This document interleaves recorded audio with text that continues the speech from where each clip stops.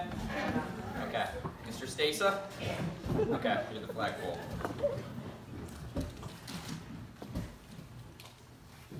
You know, before I give the award out tonight, I think I just need to put a little perspective and story, and I think that's what it is in a chamber, right? We all have individual stories, but together in one common goal. How do we make the community move a little bit further than it was the day before? Well, with our family and our store, which is 2 football fields away, it began in 1909. My great-grandfather arrived at Ellis Island. He had $22, and I think maybe just a bag of hope that maybe he could get a little bit better. Within a decade, he had served in our military in the Great War. He had fell in love with my great-grandmother. And on probably this very night, 100 years ago, they decided to start a business. And with a little faith and, maybe turning that dash of hope into a dream, it's become a little bit more. They were able to raise 4 children and 3 men. And in fact, it was 33 years ago this month that the last time this chamber recognized a family of 3 with a Lifetime Achievement Award. And it was my Uncle Al. Uncle Al, you are, I believe, I don't know, maybe 55? You are the connection from Ed and your grandmother and your mother, and from where they once were and who we are today. I think you're kind of the first pillar in which you know the message and what my dad and Uncle Rick and my mom pushed every day. And it's the quality in your business. And on that night, you were joined also by your older brother, who happened to take the trade in which my great-grandfather brought across the whole pond. And that was, he was a tailor. He learned in Vienna. And despite not knowing English a little bit, but a few other languages, he knew how to sew. Your brother did that, Uncle Don, and I think maybe that's the service in which many people here helped build over the years. I think it's that service that really makes a chamber what it is, and how much that you continue to grow.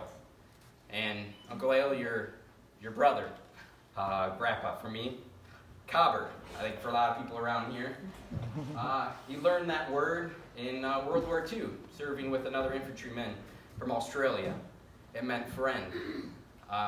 The man said, and what Grandpa said to us. And what that meant was, no matter where you go in life, you have to have friendship.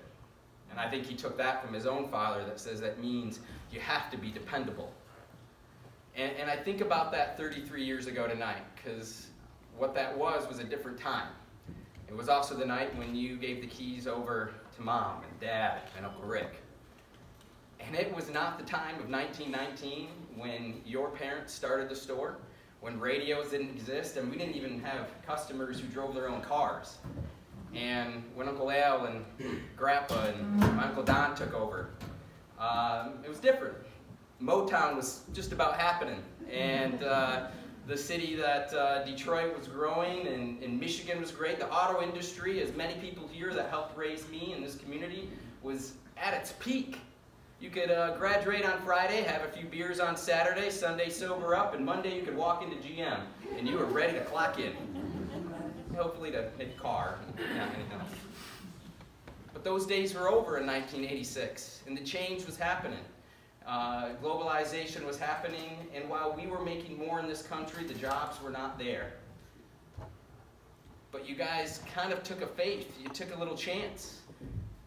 You probably have more in common with your grandfather than perhaps anyone else. But I'd like to think that they're above right now, looking down in heaven, maybe having a Manhattan with Grandma and Grandpa, and they're saying, you know what, you did things that we probably couldn't. And over the course of the last 33 years, what you have done is you have not only had a business that actually is about to embark on a century, but you're able to say that with Red Wing Shoes, which has been there from almost the beginning, one of the largest, I think it's the second largest account in independent stores in this state. Carhartt, one of the largest independent retailers in the Midwest. Stormy Cromer, one of the largest retailers from a small business in the nation. And you should take pride on that, but as I said at the beginning, with a chamber in the community, we should take pride in that. Because right now, you are the only store that is owned by the same family on the same storefront in Michigan, and the same bricks that were built well over a century ago than any other store in our state. That's it. There's one, and it's in our town. It is the showboat city that once was is everyone's community, and we continue to grow. So when I look at tonight, and I'm able to present the Lifetime Achievement Award to Mom and Dad and Uncle Rick, I'd like to toast them. And so I'm going to make 3 quick toasts, and I hope you guys can join me in that too. Uncle Rick, you've worked at the store for 50 years. 50 years you've been there every week. That makes you more than your grandfather, your uncles, your brothers, than anyone. And I was talking to my sister on the way here, and Rachel and we understand the sacrifices that you've made. You know, when my sister was winning state championships, and I was helped leading Chesaning to a 4-17 record, Coach Stewart, you were there. Pick and roll was on fire that year. You made sure the door was unlocked, and you made sure the lights were on. You know, when we went through college, and you know, as we began raising our own families, you ensure that, you know, Mom and Dad didn't have to choose between their family that was becoming in the store that they wanted it to become. Thank you, and also thank you for being the progressive voice to know that, you know, through the years, change can happen as long as we do this together. And to add a little perspective, there was a lot of different things in this town 100 years ago. Well, one thing was there, I know the store. Mom, I love you. Thank you for giving my heights for that 4-17 record.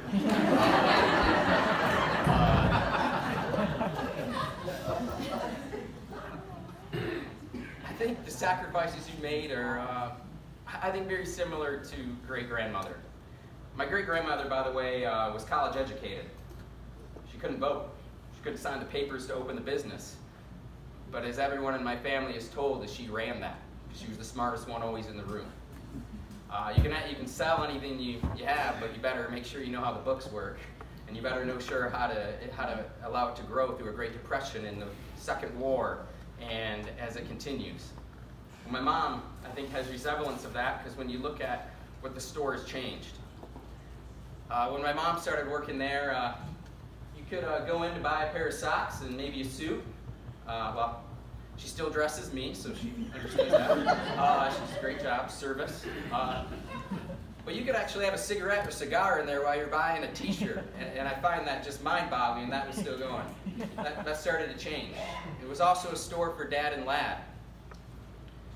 It's now a little store with a big heart. And just like our customers, maybe small, but we dream big. Because it's inclusive. It's all of us together. We're all in this together.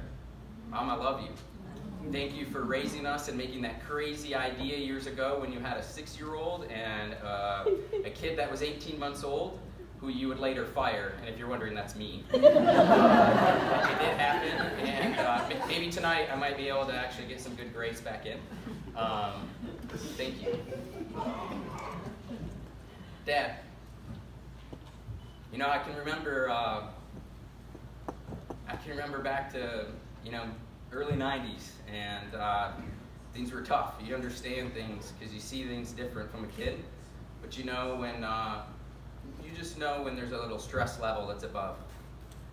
But one thing that I always remember my dad saying, and he continued to say while I was going to those basketball games and when I was going to college, he said, wouldn't it be pretty incredible if we got it to 100? Cobber, you did it. We're here, it's happening now, and it's this community, and it's everyone here together. And I think I speak on behalf of, I think, our great-grandparents and your grandparents and grandma and grandpa. They couldn't have done it. And while so many other people and businesses across our state and our country have continued to been successful, none of them have been able to get to 100. That's just the reality, you know? That's what the economic times have brought us. But you have. And you should take so much pride in that.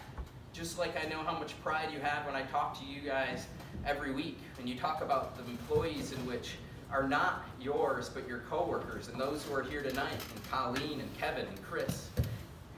And when you look at also Dawn, and you also think Keith, who's here for his third stint this year, the first time to come in and play also. Well, actually, he might have been there at the beginning with you, Uncle Rick, years ago.